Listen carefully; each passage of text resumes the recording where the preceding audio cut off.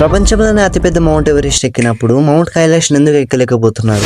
Mount Everest ని ఎక్కిన వాళ్ళు చెప్పింది ఏంటంటే అక్కడ ఆల్టిట్యూడ్ తక్కువ ఉండడం వల్ల టైం అనేది స్లోగా నడుస్తుంది. అది కరెక్టే, ఎందుకంటే హైట్ పెరిగినప్పుడు గ్రావిటీ అనేది తక్కువైనప్పుడు టైం స్లోగా మారుతుంది. ఆ ఎవరెస్ట్ గురించి సైంటిస్ట్ చాలా రీసెర్చ్ చేశారు. ఇంకా వాళ్ళు చెప్పింది కూడా టైం స్లోగా నడుస్తుంది అని. కైలాస పర్వతం అనేది దానికంటే చిన్నగానే ఉంటది, కానీ అయినా కూడా క్లైంబర్స్ దాన్ని ఎక్కలేకపోతున్నారు. ఎక్కడానికి ట్రై చేసిన క్లైంబర్స్ కూడా చెప్పింది ఏంటంటే అక్కడ టైం అనేది నార్మల్ గా ఉన్నట్టు లేదు, ఇంకా మన ఏజ్ అనేది తొందరగా పెరిగిపోతుందని అనిపించింది అని అన్నారు. ఆ క్లైంబర్స్ మళ్ళీ బేస్ క్యాంప్ కి వచ్చినప్పుడు వాళ్ళకి 2-3 అవర్స్ అయిపోయినట్టు అనిపించిందంట, కానీ రియాలిటీ ఏంటంటే 2-3 డేసే అయిపోయినాయి.